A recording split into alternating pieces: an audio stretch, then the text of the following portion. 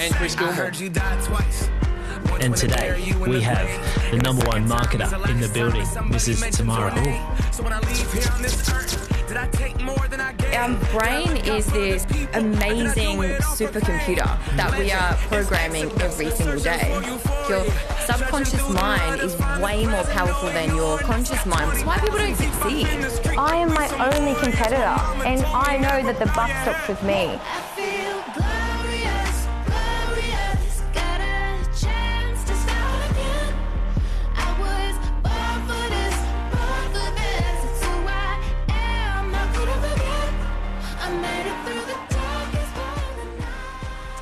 Put your hands together for Tamara.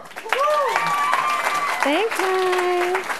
Is mine working? Yeah. Yeah, it's working. Did you rent a crowd or something at the back there? I heard a whole heap of cheers.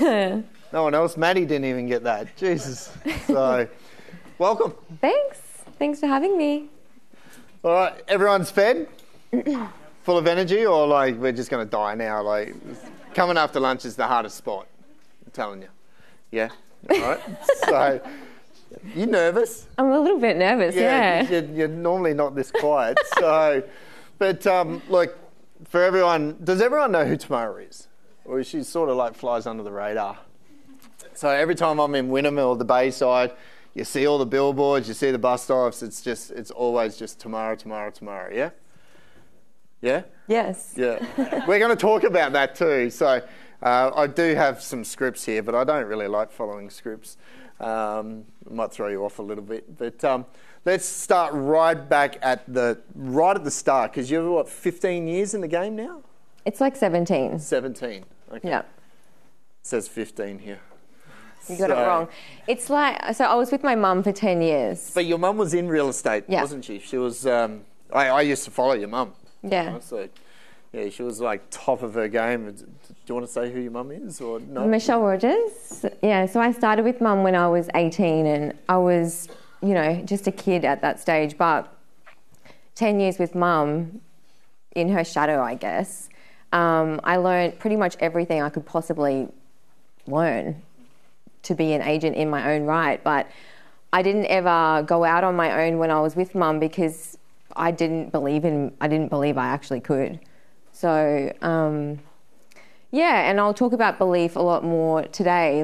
It is the one thing that I had to break through a lot of barriers to actually go out and sell real estate on my own. And Did you feel the pressure though? Like sports stars, if their parents have been a sports star and the kids come along, did you feel that because she was here, top of her game, McGrath. She was Remax and then McGrath. McGrath, yeah. And, so there's probably that little bit of pressure and, you coming through, you should be as good or if not better. Yeah, so mum retired when I was, I'm 35 next month, and mum retired when I turned 28. And I knew that day was coming, and it was my biggest fear, because I didn't prepare myself mentally for that day. Belief and mindset and positive affirmations and all the stuff that I have learnt to do now. But I didn't do all of that. So when mum retired, I actually quit. I sold my house in Manly and I moved to Sydney, because I just thought, well, no one would know me there. Because I genuinely thought, okay, I'm failing, and I just couldn't. Mum actually offered me the business, and I was like, no way, because I can't do what you do. I went to Sydney and I didn't work. I just thought, well, if I don't work, then I'm not failing, because it's my choice. Yeah. So I literally just burnt through. Great advice. Yeah, I don't know. I burnt through pretty much most of my money. I think I had 100,000 in my account, and it was going away very quickly. I was renting in Sydney, but I went for a job to sell luxury cars, and they didn't give me the job. So I was like, okay, well, that's obviously not meant to be. The door didn't open, which is great. And then I just thought, what am I doing with my life? Real estate is all I knew, and I just so I left Sydney and I came back to Brisbane, and I think I had 30,000 in my account, and Mum wasn't around anymore to be, you know, my safety blanket. I was starting again on my own, and it was like hands down the lowest I've ever been mentally, because I had this purpose with Mum, and you know, everyone knew me as Mum's like team, and I didn't have that anymore. I was on my own, and I really didn't have much money, but I just thought, like, I'm going to do this. And I think 3 months come around and I had like no money in my bank, and it was like the darkest time of my life. So the reason I guess I'm here is because from that moment it was like live or die. Mum transferred me $15,000, and I just thought, well, because I didn't have a credit card or anything back then. Mum transferred me $15,000 as a loan and just said, you know, this is to help you out. And I turned $15,000 into what I have now. So just heaps of Facebook ads? No. Do you want to get into that? That's number 4 on the list. So Can we keep going? No, well, all right. So, we've done some mindset-y stuff. We've had some athletes, and I really want to, after lunch, it's now all real estate, and that's why they're all here. They want to know what makes you so successful. Why are you everywhere? Why do you sell so many homes? Because we've probably got who's been in the industry under a year in the room. Yeah, see, there's a couple of newbies here. Who's 20 years plus? Yeah, see, are you 20 years plus? Yeah, you're 30 next year, aren't you? Monday, 30 years in the game, Jesus. Hey, you're not grey. Anyway, so yeah, so let's talk about like prospecting, right? Because when we did our podcast, I asked you, what did you do for prospecting? And you laughed at me. Like, what do you mean? And I'm like, well, I drive through your area and I see bus stops and billboards, and you don't class that as prospecting. I think you asked me how many letterbox drops go out for every property. I was like, I don't know, they go out. I know that. I'm not going to count them. She has a team. Yeah. Okay, so just so you understand. So I think for the new people, prospecting in real estate is like trying to lose weight. Like, we all know how to lose weight. It's calories in versus calories out. You know what's fattening, you know not to drink, but we don't do it because there's not a strong enough why for you to do it, or whatever the reason may be. But with real estate, you have to get out and knock on doors and get in front of people and make the calls and all of that. But we spoke about this in the podcast. If you don't believe that you will actually succeed in this business, you won't. Just like anything. Like, I'm not going to run a marathon if I don't believe I can do it. I won't even get into it or start the process. So belief is it is 101. And so you journal, you meditate. Yes. Like, you've got a really routine in the morning. Yeah. So things I use to break through the barriers that I had, like those mental barriers, which was I'm not good enough. I can't do it. Like, I don't have enough money. And I was going up against huge, big competitors that had been in the industry in my area, writing 2 million plus a year. This is 7 years ago. So the things that I did was I've always had a vision board. Even when I was with Mum made sure that, Mum trained me a lot in that sense. So vision boards, daily affirmations, I would scream in my car. And when I'm at the highest vibration, so if I've just sold a property or I've just gotten a listing and when your energy is so high, I would literally scream in my car.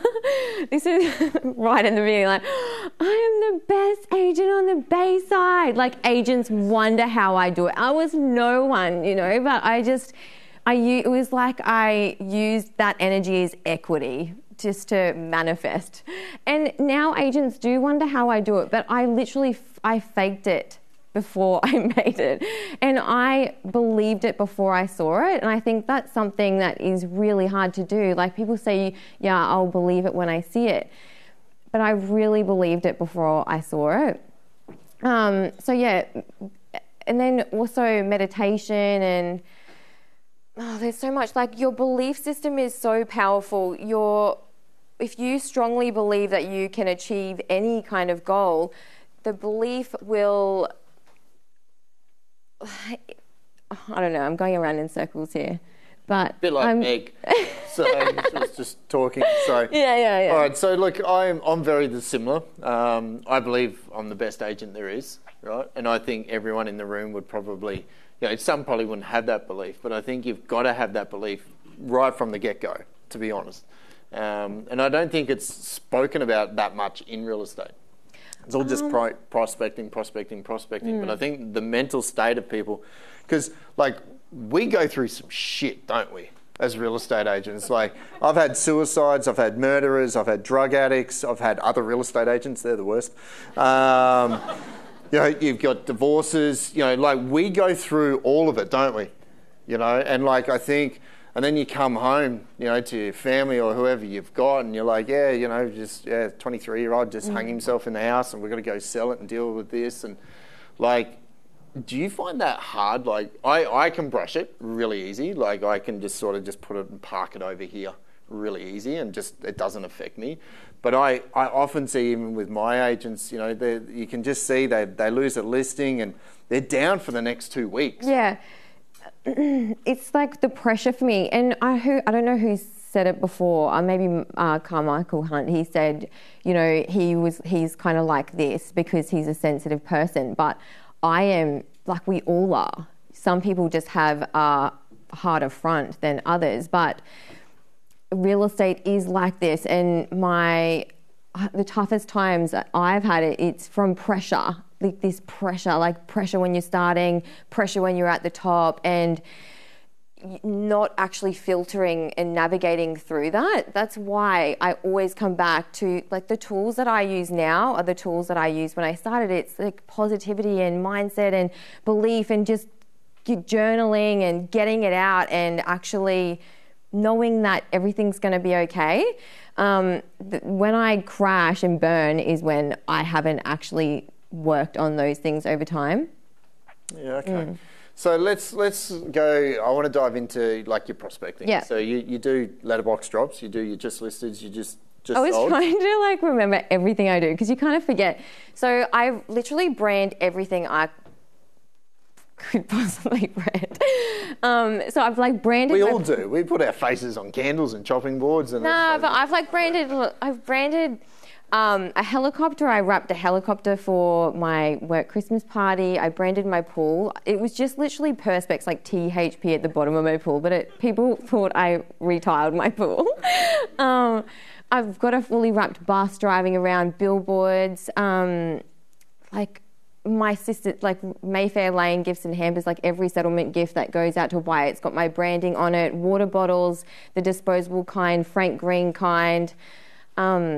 Like there's Rate My Agent, there's letterbox drops, social media. I was at a training course in the Carlisle it was a Remax training course, and Alex Jordan, he was talking about marketing, and he said to me, just in the crowd, like, do you do sponsored ads? And I was like, no. And he said, Tamara, that would be a game changer for you to do that. And I started doing it, and it really was. So now with every marketing campaign, there's $500 of sponsored ads put aside, and we're just targeting. So is that for the just listed, or do you portion that to a just sold, or is that purely just for the promotion of when you've listed it? Yeah. If there's anything left over, then it will obviously go to just solds, but that's huge. Social media is massive, and I think it's just not being confused, like not getting confused about it, just actually putting it out there. If you go back through my social media, you'll see like cute little iPhone videos of me like fluffing cushions and gurning and stuff. And a few people have said it to me today, like that's how they remember me, but I've stopped doing that because I got caught up with, my social media now needs to be just professional. So it's so hard to get a professional videographer out when that's like the spare of the moment when I'm gurneying something. So now that stuff isn't on there, and I genuinely feel like anyone who's just started following me, they don't really know who I am anymore unless they scroll down, because it's all just me presenting a property video. So you've just got to actually do it. People need to see your personality and why you're different. Because there's like a real estate agent's a real estate agent. They're going to pick you because they like you and they believe you and they trust you. I could easily lose a listing over a new agent who had better energy that day. I don't know, who had a cool story to tell about a property they didn't even sell. And if they had, you know... We don't do that. But it doesn't, we complicate it so much, but it really comes back down to energy, belief, like being a good person and, I don't know, having good intentions and manifesting and writing down actually what you want and why you want it. And that's going to be a really good foundation. You're pretty big on video. Give some advice, because there's a lot of people in this room that probably got a face for a podcast, right? And oh, that's so mean, including you. We've got to get them laughing, man. Absolutely. That's why I have a podcast, right? But, like, they're scared to get in front of the camera. You know, they go... So am I. I don't like it. I don't like even being up. Like, I do. I hate it as well too, but like, majority of us hate it. But in this industry, you've got to put yourself, like, I think so many people, like, you know, I don't live where I sell nowadays, but you'd go down to the local coffee club and people will pull you over and, hi Chris, and you do, you know, and I don't want any of that anymore. And like, but you've got to put yourself out there. Like, literally, when I was on Wednesday, when I was going through Bayside, I literally saw three of your billboards, right? And I don't know how, and you've just got all these bus stops everywhere, but I find so many people are just so insecure. They're too skinny, they're too fat, they're too ugly, they're too pretty, they've got red hair, they've got brown hair, whatever it is, right? And they just won't put themselves out there. And then they sort of wonder why they're probably not getting all the business. Why do you do video and you hate it? I am actually an introvert. It may not look like it, but like I've got a very small circle. Like I don't want to go out and socialize with everyone. I'm like, ugh. I don't know if it's an energy thing after being in real estate for so long, but you know, and then there's I still have that fear of judgment, and is my energy going to be right on the day of the video, and have I eaten something wrong, or I'm foggy in the head, I can't remember what I'm saying, or I'm being weird. I don't know, there's all these things that I still feel today that you guys would feel too. But yeah, unfortunately, you have to get in front of the camera. I don't actually want to go and do little walkthrough videos and stuff anymore, but I was saying to the team, like, I've actually got to start doing it again because someone else in my area is starting to do it now, so I've got to pick my game back up. He's not in the room, so don't worry. Yeah, it's a personality thing. People see me on billboards and they see that, and then when they see me in person, they're like, oh, it's so nice to meet you. But they can meet me before they meet me if I put it on social media. It's powerful. It's like the interview before you even get in the door, you know. Like, I've been doing video for 15 odd years, and I'd walk into someone's home and they're like, oh, Chris, we already feel like we already know you. Yeah. You know what I mean? They've got to know you, like you, trust you, and they'll do business with you. It's the simplest game in the world, I think. So, all right, so we do just listeds, we just solds. Do you door knock? I door knocked a lot. Like, so I started my career. Yes. You door knocked? Yes, yep. I door knocked a lot. Like, but it was targeted door knocking. It wasn't just, hi, do you want to sell or anything like that. One really good thing that helped me and sort of started the business was me working with a really good buyer's agent who I trusted. Some buyer's agents, no offense if there's buyer's agents in the room, I won't deal with them. Maddie's sitting right there. Like remember? they piss me off. You know, I've got off-market properties. My relationship with those sellers off-market is really fragile at that stage. Sometimes I don't even have a listing agreement signed. So I want to be working with a buyer's agent who I can trust, and they're not going to be lowballing clients and making me look like an idiot when I don't, you know, when we're not there yet. So I started working with a buyer's agent, and I literally would get in his car, we'd drive around, and he would pick out 10 properties that he would actually buy. And I just door knocked them.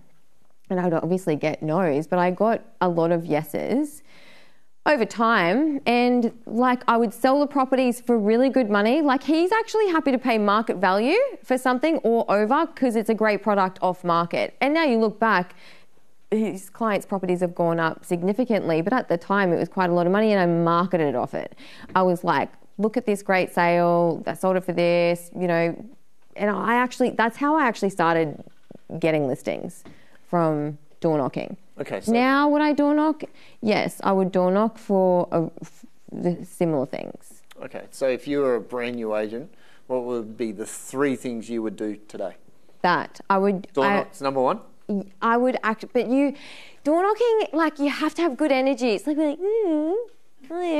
like, no one's going to want you. So, like, but if you go in, I went in thinking, like, you guys are lucky I'm actually here at your door. That was my mindset, because I was going to sell there probably for a lot of money.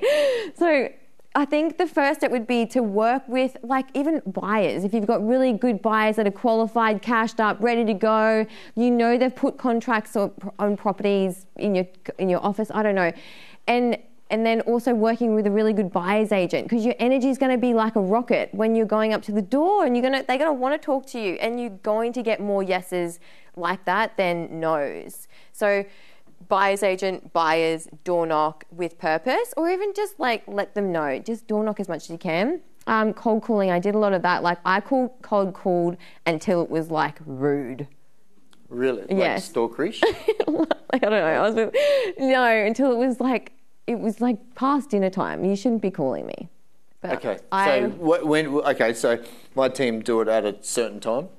What's your time? Is it 3 to 5, 4 to 5? Oh, I was cold calling 6, at 7? like 9 o'clock sometimes. PM. 9 o'clock at night? Yeah, I was ruthless. Yeah. Wow. But anyway, what would you guys do if you got a cold call at 9 o'clock from a real estate agent?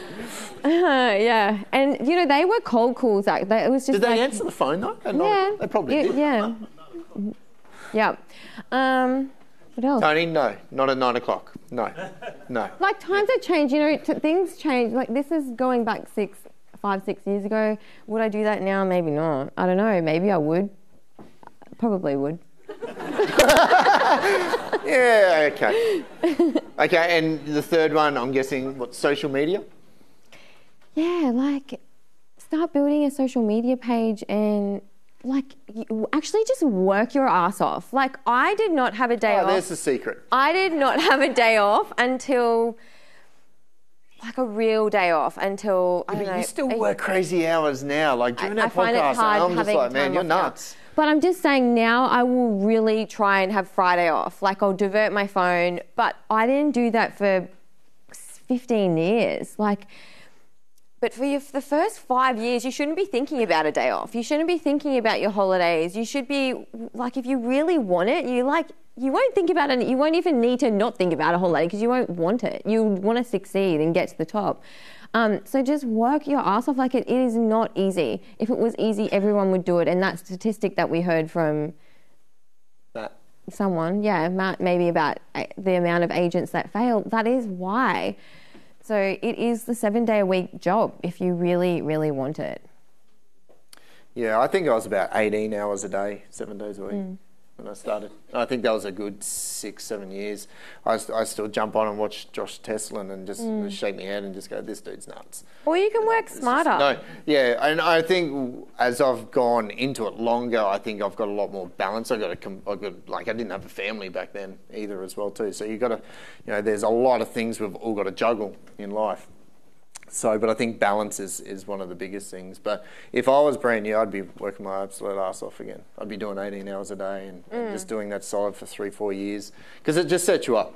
Or, like, another thing that Matt said was, like, time management. If you are, you could work 18 hours a day and just be busy being busy. Or you could work 8 hours a day or 7 hours a day and actually get, like, a lot of good stuff done. So I think it's who wants it the most. Yeah. You'll find a way.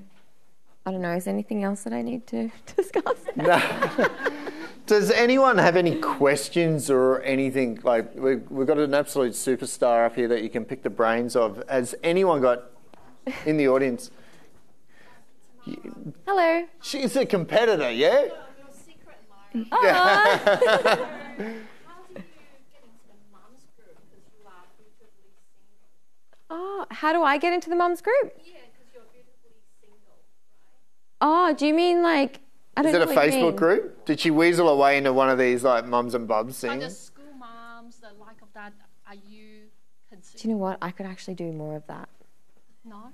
No, I don't do it. It's because I'm introverted and I'm actually scared.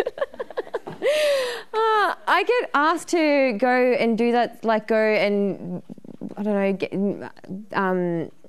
what is it called? Like get in with the schools and stuff, but I don't know. I don't do it. You don't sponsor any local clubs, schools, or? I sponsor the local football. I don't know. I don't understand it, but anyway. You don't even know who you sponsor. I've got my name around a football field. I don't know what it is. So what I've really ascertained with you, Tamara, is you've got a damn good team behind you because you know jack shit of what's going on in your business. Well, you know what? I don't need to know now. I know what's happening. I don't need to know like the ins and outs. Yeah, it just happens. Fairy fingers and just. I've got my eyes over everything. Don't you worry. Yeah, I got the same team, so I got no idea. So. Sorry, I couldn't answer your question. It's all right. Tamara, how do you break up your work day and your work week now? Like, what is your typical work day and work week look like? Who's speaking? It's over it. Oh, hello. I don't really have a structure in my work week, apart from maybe Thursdays when I'm doing property videos and photo shoots because of the way we launch properties. But so what day do you launch a property? We launch on a Friday if we're having a midweek open home. So I like to have 4 or 5 days online before we actually show the property. So Friday, Saturday, Sunday, Monday, Tuesday, we'll have a Wednesday open home. If we're not doing midweek, we'll launch it on Saturday and have the open the next Saturday. But my week, like for example, I don't know, on a Monday I might have 4 or 5 appraisals. Like if I wake up and see that, I've got a big day ahead of me, like a big energy day. And then I'll do, it's just all over the place, like inspections. A lot of my day is appraisals. A lot of that is appraisals now. Inspections, but not so much of that. I don't do building and pests and valuations and all that. The girls will do that. Like a lot of calling, following up, like giving my sellers love calls. They love that. If it's like... What's a love call? A love call is like, you know, you've had your open home, maybe nothing's happened, which is kind of rare. I call that feedback. Nah, you've already given them feedback, and so Wednesday they need a bit of a love call. So you ring your vendors twice a week? At least, yes. At least, yeah. Do you run like a WhatsApp messenger group or anything like that? Yeah. So lots of texting and stuff? Yeah, lots of texting. Okay. So it's all over the place, but it's very jam-packed, and sometimes I like it if it's not. You know, if I haven't had a bit of a break, but most of the time it's very jam-packed, and then on Friday I really, really try to have Fridays off now. You work Sunday? Yeah. I feel like I'm always working because you can never switch off. It's like being a parent. Like it's just, you know, there's that, you're always worrying about one client or another and how they're feeling. You can feel their energy and their emotions. So I don't feel like I ever switch off, but having the Friday is good. So if properties aren't selling on Saturday and then I haven't been able to get through to buyers, like I just feel this anxiety, like I need to keep following up to give the sellers feedback and more information on the Sunday. So I think it's just framing it up in a way that... And you keep pretty like fit and healthy like that? Is that very much, part of your day? Like every day? I wake up at 4 and go for a walk. 4 o'clock, crazy. Yeah. And then, I don't know, I go to the gym and, do some meditation and yoga. We've got a couple of minutes left for a couple of more. We've got a couple of hands raised. Just here, Dan. So Tamara, thanks so much for sharing so honestly with us. It sounds like you really value connecting with the vendors, and it sounds from what you're saying, a love call and really feeling their energy. You're quite an empathetic person. Yeah. Would you describe that as being a superpower that you have? Yeah, definitely. Because, you know, when selling is so, it's not stressful, but there's a lot of emotion and a lot of anxiety because there's so much uncertainty. Like there's uncertainty before they get the offer, and then when they get the offer, they're like, oh, hopefully it goes unconditional. So I think it's just, you know, their emotions are like this. They just need a hug, like to bring them back in line, or to be like, guys, your house has been on the market 3 days or 5 days, because every day feels like a week for them. So that definitely makes a difference. And they tell everyone, you know, when you're on the market, all you talk about is what your agent's like or how your campaign is going. Your sellers are going to be the best prospecting tools that you could ever have. And one listing should turn into multiple listings, but it's doing it, you know, with good intentions as well. Like actually genuinely wanting to pick up the phone and give them a love call and be like, hey, just checking in, how you feeling today? And most of them are like, I'm a bit nervous or I'm a bit anxious or no, we're good. And I feel so much better and I can actually relax after I've done that. I can actually get on with my day and yeah. Okay. Two more questions. Nathan at the back, man. Hi. Hello. Firstly, it's really cool to see how relaxed you are with your team. It seems like you trust them a lot, which is something that I work for Chris, so Chris knows I've struggled with a lot growing a team. He's a stress pot, man. And I like seeing that, right? I'm trying to learn that myself, and I want to know the structure of your team, if you don't mind sharing. This, like what they do? So how many have you people got and what do they do? Okay, so Kate is my executive assistant, but she is like, Kate has been, it really was just Kate and I for like a year. So she Your was right-hand person. Like oh my gosh, everything. And we've just put Taylor on, Taylor's in the yellow. Taylor is associate and marketing. So Taylor, I've actually given a lot of responsibility to Taylor in a very short amount of time, like calling past appraisals and following them up, and she's speaking to all the buyers that come through. But I've listened to dialogue and I'm really confident with Taylor, and it's not her first real estate experience with me. Kate has full access to all my emails. Like Kate runs my life. Kate's in the blue. Kate will talk to sellers and buyers, but yeah, my team are like my family. Like I really wear my heart on my sleeve with them, and I have been burned before from it, but I can't have it any other way because we are so close. And I've tried having a guy in my team, and it kind of just, it doesn't work because I'm so close with the girls. And yeah, I'm too busy to micromanage them or to be focusing on what's going out and is this being done, or, you know, Kate signing stuff up. I'm too busy to be overlooking every little thing. So I do need to trust them. And if I don't, they're not meant for me. They're not the right fit for my team. Yeah, just the three of us. Yeah. Yeah, just the three. Yep. We've got a VA as well, which we've just put on for. We could really work on our database stuff more, like all the input. So we've just put on a VA, and we're looking at putting on a marketing or something. Yeah, very cool. If anyone knows anyone. There's a whole room here. There you go. Take your pick. So, well, I think you did very well. Thank you so much. So we'll give a big round of applause for Tamara.